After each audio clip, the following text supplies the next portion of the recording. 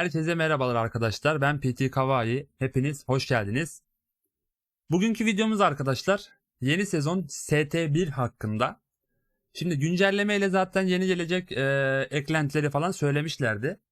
Şimdi bazı oyuncuların ayın birinde yani bugün yeni sezona başladılar. Yani ST1'e. Bazıları da 4'ünde başlayacak. Yani ben de mesela 4'ünde başlayacağım. Ama önden bir video çekmek istedim arkadaşlar. Yeni sezonda karşınıza çıkacak olan yani ST1 sezonunda karşınıza çıkacak yeni özellik hakkında bazı bilgiler vereceğim size. Gerçekten çok güzel yetenekler var arkadaşlar burada. Şimdi bu konuya gelmeden önce arkadaşlar burada yetenek görevleri var. Bunlar arkadaşlar toplamda kaç tane varmış bakalım. 1, 2, 3, 4, 5, 6, 7, 8, 9, 10, 11. 11 tane görevimiz var arkadaşlar burada bakın. Kimisi yetenek puanı 1 tane veriyor. Kimisi 3 tane veriyor. 5 tane veriyor. 4 tane veriyor. 2 tane veriyor. Şimdi buradaki arkadaşlar alamet taşları yeteneklerini zaten örnek veriyorum. Altın rüyalara tıkalım. Bunlar gerçi göremiyoruz. İşte ayıyı kesersen 3 puan veriyor. Buzu kesersen 5 puan veriyor işte buz devini. Kuşu kesersen 4 tane yetenek puanı veriyor arkadaşlar. Bunu ittifakınız kesmesi yeterlidir. Yani ittifakta oradaki yeşil tik işareti olması yeterli. Buradan kafadan arkadaşlar 5, 9, 12 tane yetenek puanı alıyoruz. Daha sonra arkadaşlar burada mesela alamet aşaması sessiz şöleni başladıktan sonra kişisel zafer puan sıralamasını girmelisiniz diyor. Bakın ilk 20'de olmalısın diyor. Daha sonra yüzde olmalısın diyor ve 300 olmalısın diyor.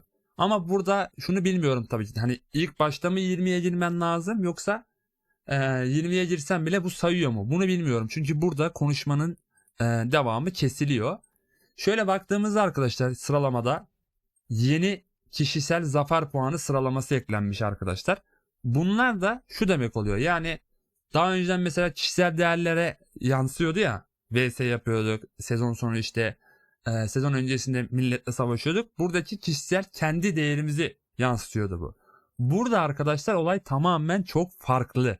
Bakın şöyle ünlem işaretine yani soru işaretine tıkladığımızda arkadaşlar diyor ki burada 5 kez birinci seviye birimleri öldür ve ciddi derecede yarala. Bakın veya bir kez 5. seviye birimleri öldür ve ciddi derecede yarala. 20 kişisel puan veriyor size. Yani ama burada dikkat etmeniz gereken konu şu. Aynı bölgede savaştığınız veya kazandığınız, öldürdüğünüz askerlerin hiçbiri kişisel zafer puan sıralamasına eklenmiyor. Farklı bir bölgedeki rakip oyuncusunu kesmeniz lazım. Şöyle haritadan örnek vereyim direkt daha iyi anlayın. Şimdi şöyle bak şuradan bakalım dur. Girelim. Bu da benim yan hesap. Bunu bir ara açmışım. Bunda da var mı gözcü kulesi? Yok herhalde. Ha varmış. Şöyle bakalım. Göremiyoruz. Neyse. Diyelim ki siz Zolant'tasınız arkadaşlar. Tamam mı? Kişisel puanı almak için dar alandaki veya farklı bölgelerdeki oyuncuları kesmeniz gerekiyor. Farklı bölgedeki oyunculardan değer almanız gerekiyor. İşte o zaman buraya direkt yansıyor. O zaman da arkadaşlar buradaki kişisel sıralamaya girebilirsiniz. Tabii ki de burada birazcık T5'ler hakim olur bu sıralamalara. Yani T4 oyuncular bundan çok fazla yararlanabileceğini düşünmüyorum bu arada. Zaten 3 tane puan veriyor. Yani çok fazla etkileyemez diye düşünüyorum. Şuradan şunu bir kapatalım rahatsız etmesin diye.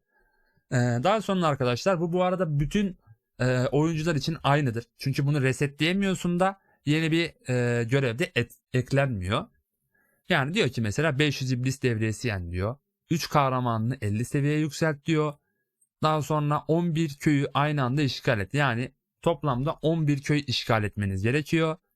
Daha sonrasını zaten biliyorsunuz. Bunu zaten direkt veriyor. 2 puan veriyor. Bir sezon yeteneğini etkinleştir diyor. Şimdi gelelim asıl bizim olayımıza. Şimdi arkadaşlar burada savaş alanı hakimiyeti denen yetenekler piyade ve süvari ağırlıklı. Bilginiz olsun. Menzilli saldırılar, okçu ve büyücü. Burası zaten mühendislik ve savaş hazırlıkları. Yani eğer ki farm hesabınız varsa savaş hazırlıklarından gidebilirsiniz. Ama burada önemli olan arkadaşlar gerçekten 2 tane yetenek bölümü var. Bir savaş alanı hakimiyeti, diğeri de menzilli saldırı ve gerçekten alanda baya etki edecek yetenekler arkadaşlar. Şöyle birlikte okuduğumuzda bayağı etki edecek. Şimdi başlamadan önce bir tane sizinle paylaşmak istiyorum. Şöyle menzilli saldırının mesela güçlü liderlik diye bir yeteneği var. Diyor ki Legion'un %1,5 daha fazla kahraman beceri hasarı verir diyor. Yandaki becerisine Legion'daki birliklerin sefer hızını %1 arttırır. Şimdi burada arkadaşlar ikisini birden seçemiyoruz. Burada oyun bize diyor ki kardeşim ya güçlü liderliği seçeceksin ya da uçar adımları seçeceksin. Şimdi Legion birliklerinin sefer hızı bize gelmez. Yani buradaki direkt 1,5 daha fazla kahraman beceri hasarı. Mesela buna verdik. Buna verdik. Bakın direkt bu cezalı duruma düştü. Yani buna veremiyoruz. Ya aşağıdan gideceğiz ya da savaş alanı hakimiyetini seçeceğiz. Yani savaş alanı hakimiyeti bölümünden seçeceğiz.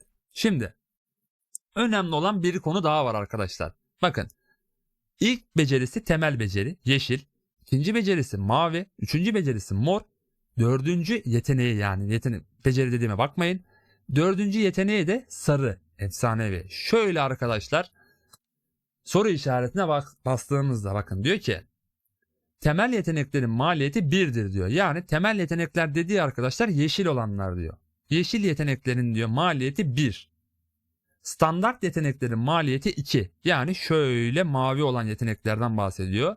Elimizde 2 tane yetenek puanı olması lazım bu beceriyi açmak için. Ayrıyetten beceriyi açmak için de altın rüyalar aşamasını tamamlanması gerekiyor alamet taşında. Yani o alamet taşındaki altın rüyalar aşaması tamamlandıktan sonra eğer ki elinizde 2 tane yetenek puanı varsa bunlardan birine basabiliyorsunuz. Diyelim bunlara basmak istemiyor musun? Diyelim ki ya ben buradaki bu bana yeter. Bir taneyi ben burada kullanayım dedin. Direkt mesela diyor ki mesela zafer aşkı bu sezon boyunca aldığın her 200.000 değer başarılı bir zafer şevki yığını kazanırsın. Böylece verdiğin genel hasar 0,1 artar diyor. Yani kafadan diyor ki maksimum 10 yığına kadar çıkabilir diyor. Yani %1'lik bir genel hasar kazanabiliyorsun. Bakın ben buradan etkinleştir dediğimde buradaki yetenek bölümünü de açabiliyorum. Ama böyle yapmanızı tavsiye etmiyorum. Bilginiz olsun. Sadece size göstermek için yaptım. Şöyle devam edelim. Gelişmiş yetenekler maliyeti 3. Yani morlar. Bir tane buraya bastık. 2 tane buraya bastık. Etti sana 3. 3 tane de buraya bastık. Etti sana 6. 6 tane yetenek puanı gitti. Şöyle son ve süper yeteneklerin maliyeti 4 puandır diyor. Şöyle baktığınızda da burası da 4 puan yiyecek. Yani 10 yetenek puanı gidecek. Şurada baktığınızda da arkadaşlar zaten diyor ki sezon yetenek görevlerini tamamlayarak elde edilebilir. En fazla 21 yetenek puanı elde edebilirsiniz. Yani o sıralamaya girdiğiniz 3 yetenek puanı da alabilirsiniz. Yani değer sıralamasına girdiğinizdeki o 3 yetenek puanı da alırsanız eğer 21 yetenek puanı elde edebiliyorsunuz arkadaşlar. Şöyle diğer yeteneklere bakacağım arkadaşlar. Çok böyle güzel bu sezonu böyle üstün sağlayacak çok fazla şey var. Şöyle baktığımızda arkadaşlar diyor ki mesela burada alanda savaşta olan en az bir menzilli lejyon varken savaşa giren her ilave menzilli lejyon lejyonun atak değerini %1,5 arttırır. Yani siz 5 kıta menzilli birlik çıktığınızda her menzilli birlik için %1,5 ekstra atak değeri alacaksınız. Ya mükemmel bir şey ya mesela bu. Yanındaki neymiş? Diyor ki Legion'un alanda %3 daha fazla normal saldırı hasarı verir diyor. Yani ben direkt bunu alırım. Çünkü menzilli oynuyorum ben. Büyücü oynuyorum. Daha sonra arkadaşlar bunun şey neydi? Gelişmiş yeteneği mesela. Diyor ki büyü birliklerin alanda saniye başına 5 daha fazla öfke puanı kazanır ve %10 daha fazla kahraman beceri hasarı verir diyor abi. Bak hem hızlı bir şekilde saniye başına 5 öfke alacağız. Bakın saniye başına 5 öfke fazla alacağız. Ayrıyetten de beceri attığımızda %10 daha fazla kahraman beceri hasarı vereceğiz. Bak bomba. cidden bomba yani. Bak bu skill bomba, bunun yanındaki daha çok bomba. Öyle bir sıkıntı var yani. Büyücü oynayanlar eyvallah bunu seçebilir. Hani okçu alana çıkmıyorsan tamam, kesinlikle bunu çık. Ama mesela biz geçen sezon, bu sezon şu anki daha bitmedi sezon. Ne diyorduk abi? Okçular alanda var ya, eridi diyorduk değil mi? Alanda okçu kalmıyordu ya. Böyle bütün büyücüler bir koyuyordu abi becerileri. 10k 10k tak, okçu yok. Abi yanındaki beceri direkt diyor ki kardeşim sana, sen diyor bana verirsen diyor, ben diyor okçu büyücünün menzilinden vuracağım diyor. Olaya gel. Abi olaya gel ya. Nişancı birlikleri alandayken büyü birliklerine eşdeğer saldırı menziline sahip olsa da %15 daha az temel fiziksel atak değerine sahip olur diyor.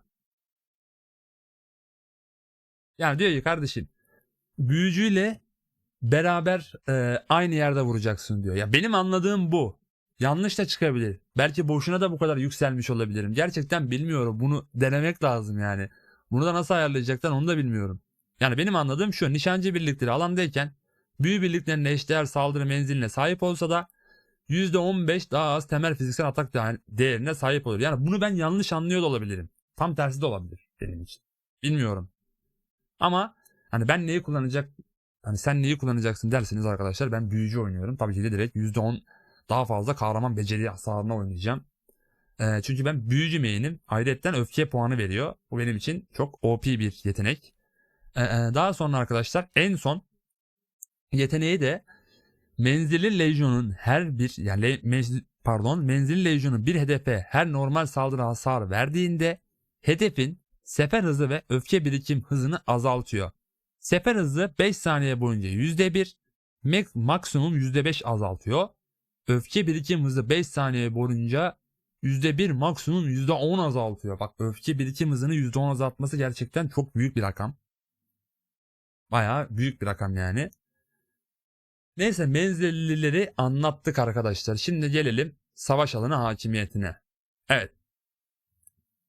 Mesela bunu zaten söylemiştim daha demin. Yan becerisi neymiş? Kahramanlar ve savaş hayvanları %20 dayanıklılık dolum hızı kazanır diyor. Evet, bu sırada balinalar bunu beğendi arkadaşlar. Balinalar bunu beğendi yani. Oturdu. Bak, bu sezon yetenek bölümü arkadaşlar tamamen balinalar odaklı düşünülmüş. Çünkü büyük ihtimal bundan çok böyle isyan ettiler artık bu yeteneklerden, kahraman dolum hızından. Çünkü yeni politika sistemi de var. Onu ayrı bir video çekmeyi düşünüyorum. Onda da kahraman dolum hızı alıyor. Her yerden bu adamlar kahraman dolum hızı alacak. Yani önceden mesela bir balinayı alanda sürekli savaşırken, mesela adam savaşıyor sürekli ama bir yerden sonra patlıyor bu adam. Alamıyor. Niye? Komutanı yorgun oluyor. Şimdi arkadaş direkt balina adam zaten kafadan direkt savaş alanı hakimiyetinden seçer bu arada. Net. Net bunu seçer bu arada. Diyor ki %20 dayanıklılık dolum hızı kazanıyor ya. Kahramanların ve savaş hayvanlarının %20. Neyse. İkinci yeteneğine gelelim. Öncü süvari. Süvari birliklerin hedeflerine boyun eğmez hücumla saldırdığında hücum hızı ve menzili %50 artar. Şimdi arkadaşlar hani bir animasyon var ya, süvariler koşuyor birden böyle hızlanıyor. Ondan bahsediyor. Diğeri neymiş? Boyun eğdirici. Legion'un savaşa girdiğinde boyun eğdirici etkisi kazanır ve atak değeri her 1 saniyede 1,05 artar. Maksimum 5 yığın. Yani %2,5 alacak. Atak değeri kazanacak.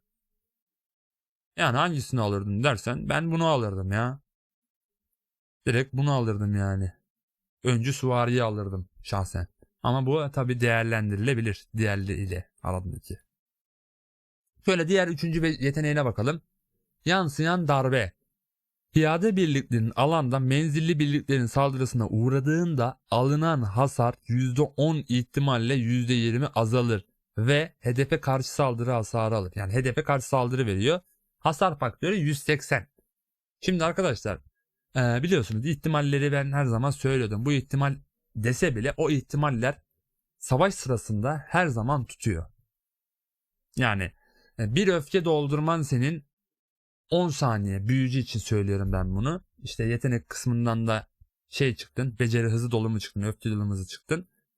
Birinci savaşta zaten bir öfke atman senin 10 saniye sürüyor. 10 saniye içinde şu %10 ihtimali tutturamasan bile ikinci 10 saniyede zaten her türlü tutturuyorsun. 20 saniyede her türlü o ihtimali tutturursun bu arada. Şöyle öteki becerisine gelelim, yeteneğine. Cesur hücum demiş buna. Süvari birliklerin alanda hedeflerine boyun eğmez hücumla saldırdığında %20 daha az hasar alır ve hücum becerinin bekleme süresini %15 kısalır diyor. Abi bu da güzel bir beceri ya. Anlamadım şimdi. Bu var ya, ikisinde kaldım yani. Yani buradan gidecek adamlar. Gerçi yine sezon sonuna kadar buradan mecbur vermemiz gerekiyor da. Buna bilmiyorum yani. Ben büyük ihtimal yansıyan darbe seçerdim ya. Çünkü süvari çok oynamıyorum. Ya da ağırlıklıyım. Yani daha çünkü süvari T5'imi açmadım. Yani dediğim gibi bu sizin hesabınıza göre değişiyor arkadaşlar. En son becerisi, yani yeteneği. Ben niye bunu karıştırıyorsam sürekli. Piyade ve süvari birliklerin alandaki bir menzili lejyona yakın dövüş saldırısı yaptığında o lejyondan %15 daha az hasar alır. Bak bu da güzel. Abi bu yetenek bölümü gerçekten çok güzel akıl edilmiş bir şey. Ve bunu paralı yapmamışlar arkadaşlar. Yani bu sezonluk gelen bir şey ve bunu paralı yapmamışlar. Bence bu free to play'ler için de güzel bir şey ya. Ya bunu açman için, şuradaki yeteneği vermen için para vermiyorsun abi. Direkt şundan yararlanıyorsun yani. Şuradaki görevleri yapıyorsun abi. Yetenek görevlerini tertemiz buradan veriyorsun, yeteneğine daha güçlü oluyorsun. Ayrıca arkadaşlar şöyle bir sıfırla eklemişler. Burada 40 günde bir sıfırlayabiliyorsun. Ücret vermeden. Tekrar sıfırla dediğimde bekleme süresine giriyor 40 gün. Yanlış yere verdiyseniz buradan iade alabiliyorsunuz. Bekleme süresi var 40 gün, bilginiz olsun. Haricinde düzgün bir şekilde yeteneklerinizi vermenizi tavsiye ederim bu arada. Okuyun. Öyle rastgele vermeyin abi, okuyun yani. Çünkü her becerinin bir önemi var. Şöyle baktığımızda farm hesapları için ya bu taraf kullanılabilir yani. Ne yapılacak ki? Bilmiyorum arkadaşlar. Bence bu sezon, şöyle sezonun ismini de unutuyorum. ST1 sezonu gerçekten güzel yeteneklerle, güzel oyun eklentileriyle güzel olacak diye düşünüyorum. Neyse, bu video bu kadardı arkadaşlar. Umarım sezon başlamadan buradaki yeteneklere dikkat edersiniz.